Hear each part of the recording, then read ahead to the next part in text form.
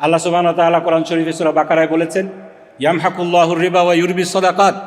আল্লাহ সুদকে ধ্বংস করে ছাড়েন আর বরকত দেন হলো জাকাত এবং যে দান সদকা রয়েছে সেখানের মধ্যে। আল্লাহ সূরা বাকারায় একই পেজে একই জায়গায় বলছেন, যদি সুদ তোমরা ছেড়ে না যাও ফাযানু বিহারবিম মিনাল্লাহি ওয়া রাসূলি, আল্লাহ এবং আল্লাহ রাসূলের পক্ষ থেকে যুদ্ধের জন্য প্রস্তুতি গ্রহণ করো। আমি সেদিকে যাচ্ছি না, কিন্তু এই যে সুদ আমরা দিচ্ছি প্রতি বছর, এটার যে ভয়াবহতা, এটা শুধু ইসলামিক স্কলাররা বলেন না, সকলেই বলেন। হ্যাঁ, এখানে প্রশ্ন আসতে পারে, সুদ তো আমরা দিচ্ছি কারণ আমরা ঋণ নিচ্ছি আমাদের আভ্যন্তরীণ ব্যাংকগুলো থেকে, আমরা ইন্টারন্যাশনালি ঋণ নিচ্ছি, যার কারণে আমাদেরকে সুদ দিতে হচ্ছে। আমরা যদি ঋণ না নেই তাহলে তো আমরা যেই ডেভেলপমেন্ট প্রজেক্টগুলো রয়েছে, এডিপি যেগুলো রয়েছে, স্বাস্থ্য খাত বলি, শিক্ষা খাত বলি, এই গুরুত্বপূর্ণ খাতগুলোতে আমরা ব্যয় করতে পারবো না। আমরা কি একটু, আমি যেটা প্রশ্ন রাখতে চাই, আমাদের এই যারা বাজেট নিয়ে চিন্তা করেন, আউটসাইড দ্য বক্স চিন্তা করতে পারি না?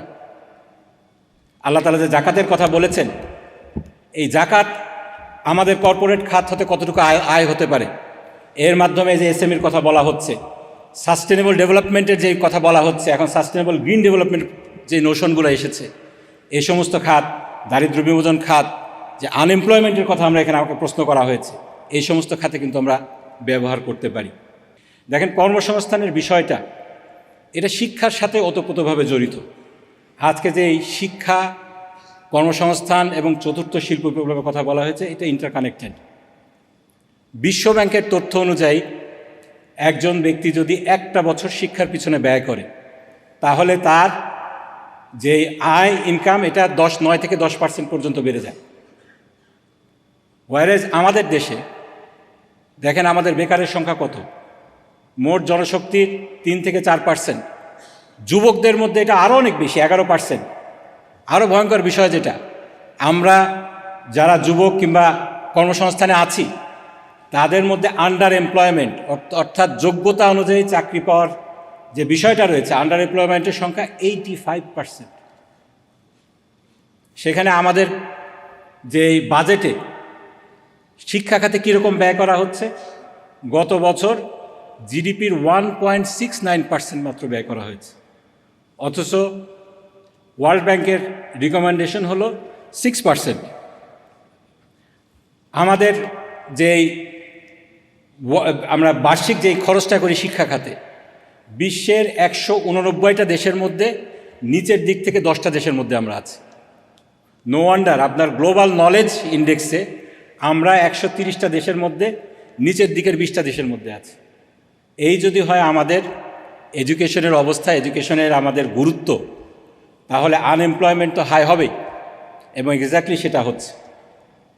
আমাদের দেশের যেই সিংহভাগ রেমিটেন্স, এটা আসে হলো বাইরের থেকে, শ্রমিকদের কাছ থেকে আসে। আমাদের আগের বক্তারা বলে গিয়েছেন সৌদি আরবের কথা, অন্যান্য দেশে যে আমাদের শ্রমিকরা আছে, তাদের শ্রম মার্কেটটা কীভাবে সংকুচিত হয়ে আসছে। চতুর্থ শিল্প বিপ্লবের কথা বলা হয়, সে ক্লাউস শোয়াব যখন 2015 সালে এটার ব্যাপারে কথা বললেন, সেখানে অটোমেশনের কথা বলা হয়েছে। আজকে কিন্তু আমরা সেই স্টেজ পার হয়ে, এই যে এআইয়ের যে বিষয়টা আমরা দেখছি এখন, সেক্ষেত্রে কিন্তু পঞ্চম শিল্প বিপ্লব শুরু হয়েছে বলাই যায়।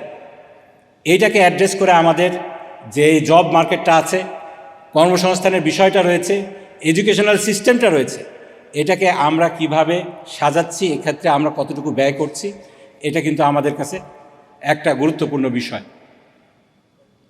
আমাদের যেই বাজেটের ব্যয়টা দেখেন, অ্যাস্ট্রোনাইজিং ফ্যাক্ট, শিক্ষায় যেখানে আমাদের এরকম কম খরচ হচ্ছে, আনপ্রোডাক্টিভ খাত, আমরা ইন্টারেস্ট বছরে পে করছি, বাজেটের গত বছরে পে করা হয়েছে 15.5%।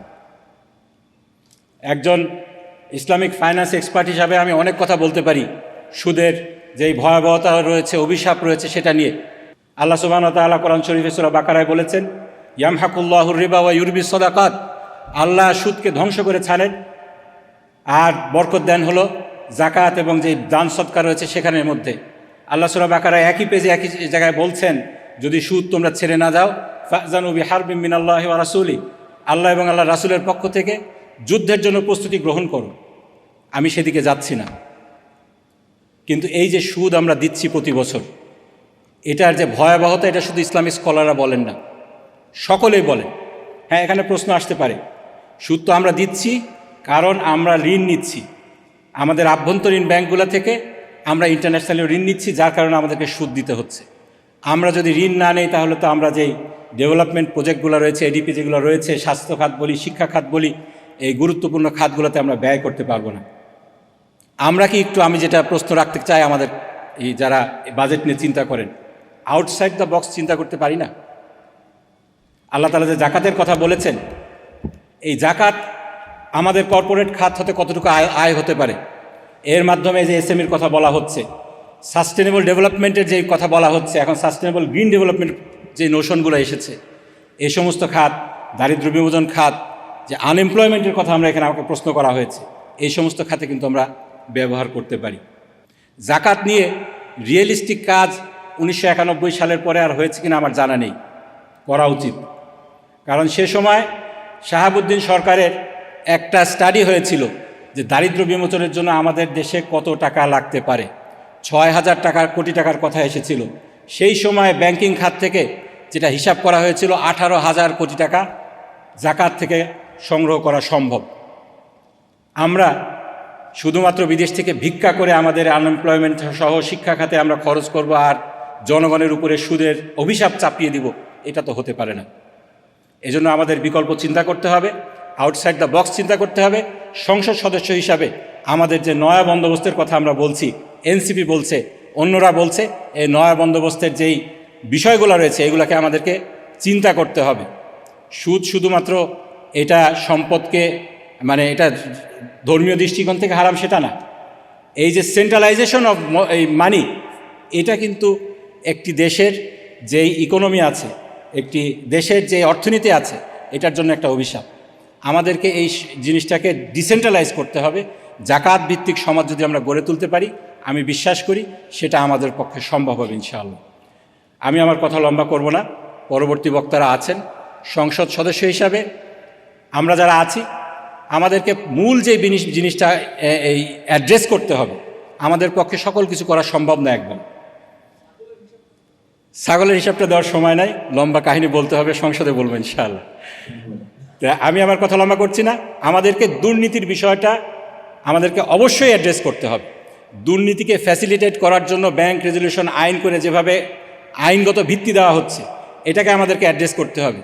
আমাদেরকে এখানে সম্পূরক বাজেট নিয়ে কিছু কথা এসেছে যে ব্যাংকের যে নিয়মগুলো আছে, সেই 2009 সালের আইনে এই 12 নম্বর অনুচ্ছেদে এটা বলা হয়েছে মার্চ মাসে মানে এটার সম্পূরক বাজেট দিতে হবে। এই বাজেট মার্চ মাসে না দেওয়ার কারণে, এটা মানে ম্যান্ডেটরি না, কিন্তু এটাকে এনকারেজ করা হয়েছে। সম্পূরক বাজেটটা এখন হয়ে গেছে রবার স্ট্যাম্প, সরকার খরচ করে ফেলেছে, এখন সম্পূরক বাজেট দিবে, আমাদেরকে সিল দিতে হবে যে সরকার যা করেছে ঠিক আছে। এই বিষয়গুলোকে আমাদেরকে অ্যাড্রেস করে আমাদেরকে বাজেটটাকে যতটুকু সম্ভব অর্থবহ করতে হবে।